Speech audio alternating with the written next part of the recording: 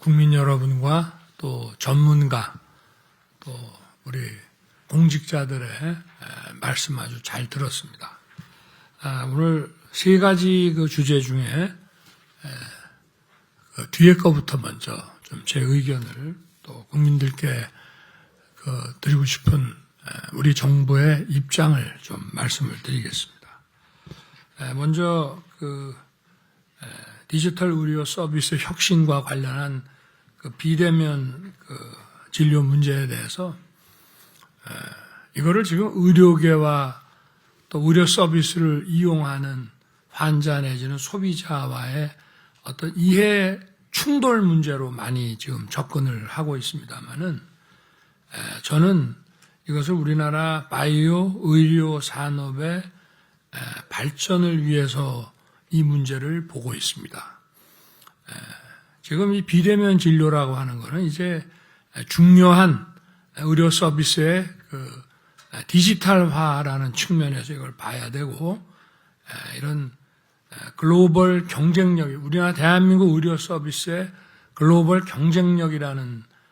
차원에서 저는 봐야 된다고 생각합니다. 이거를 의료계와 이런 환자, 의료 서비스 소비자와의 어떤 이해 갈등 문제로 접근해서는 안 된다고 보고 있고요. 그리고 우리 정부의 이 행정 역시도 어떤 행정 목적이라고 하는 것을 뭐 규제라든지 또는 이쪽에 권익 보장을 해서 이쪽을 규제한다든지 또 반대의 어떤 이런 규제보다는 어떤 행정 목적 달성을 위해서 관련 산업을 우리가 키워가면서 행정 목적을 달성하는 것이 중요하다고 저는 누차 강조를 하고 있습니다. 뭐 예를 들면은 깨끗한 물과 공기를 위해서 어떠한 행위를 못하게 규제하는 것보다 물과 공기를 정화하기 위한 어떤 기술 산업을 증진시킨다는 차원으로 우리가 크게 봐야 우리 산업과 경제가 발전하고 국민들에게 엄청난 후생이 올 수 있다고 저는 보고 있습니다. 그래서 이 비대면 문제는 하여튼 우리가 의료 서비스의 디지털화라는 좀 큰 차원에서 또 정보 이용이라는 것을 개인정보 보호라는 측면에서만 볼 것이 아니라 우리 국민 전체 또 국가 전체의 이런 이익을 창출한다는 차원에서 좀 접근을 해야 되고요. 그리고 우리나라 의료 기술이 대단하다고 저는 보고 있습니다. 그래서 전 세계를 상대로 이런 해외 시장을 얼마든지 개척할 수 있고 우리나라 의료인들의 역량을 마음껏 뽐낼 수 있는 그 정도의 기반은 우리가 돼 있습니다. 그래서 우리 의료인들이 해외 시장에 더 많이 진출하고 그렇게 해서 우리 의료 산업이 더 발전하기 위해서는 이런 비대면 진료를 포함한 디지털화가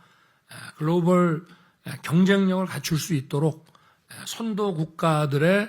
어떤 제도를 뛰어넘는 이런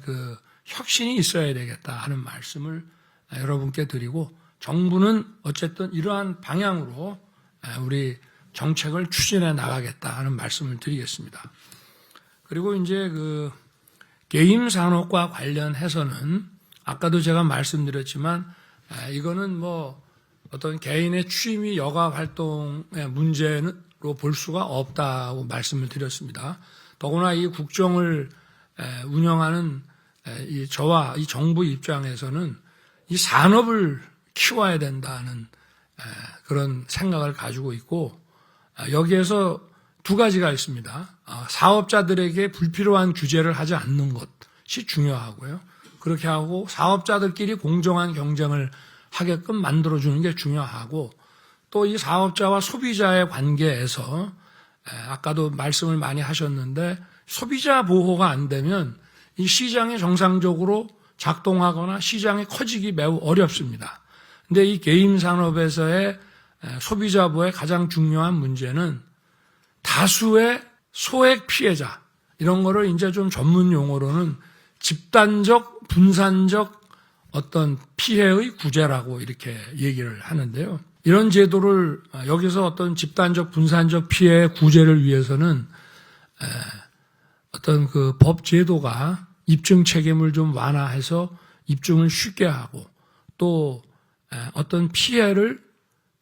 어느 정도 그 법적으로 그냥 피해 규모를 좀 간주하고 그리고 이 소송하는 절차를 아주 편하게 하고 이렇게 해서 물론 정부는 거기에 필요한 여러 가지 이런 것을 예방할 수 있는 기준들을 만들어서 행정적으로 운영을 하지만 결국은 이것을 처벌하거나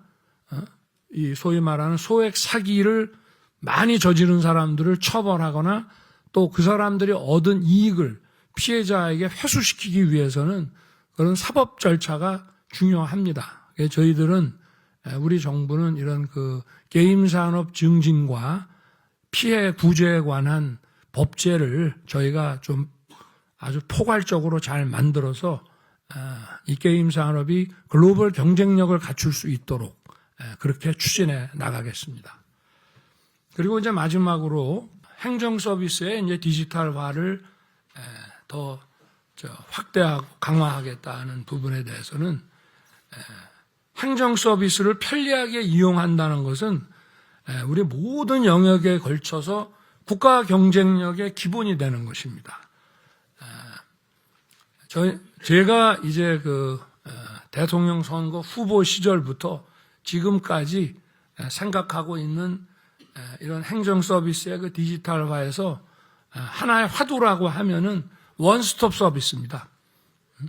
아까는 이제 서류를 디지털화한다는 측면만 얘기를 했지만 우리 국민들이 어떤 특정 기관으로부터의 행정 서비스를 받는 것뿐만이 아니라 여러 기관 자신의 어떤 그 경제적 어떤 사업적 목적 달성을 위해서 여러 기관들을 상대해야 될 때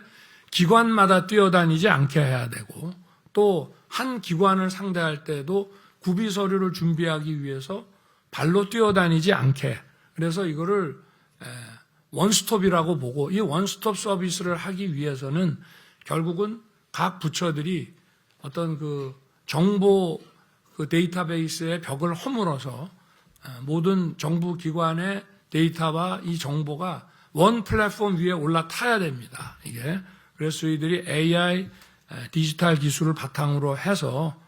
디지털 플랫폼 정부라고 하는 것을 제가 대통령 후보 시절부터 국민들께 공약을 드렸고 그리고 우리 여기 고진 위원장에 나와 있습니다만은 정부가 출범하자마자 바로 디지털 플랫폼 정부위원회라는 걸 만들어서 지금 추진하고 있습니다. 근데 이게 이 업무 자체가 굉장히 어렵고 복잡한 업무입니다만은 저희 정부 그 임기 내에 이것을 어느 정도 수준으로 올려서 단순히 구비 서류를 디지털화하는 것을 넘어서서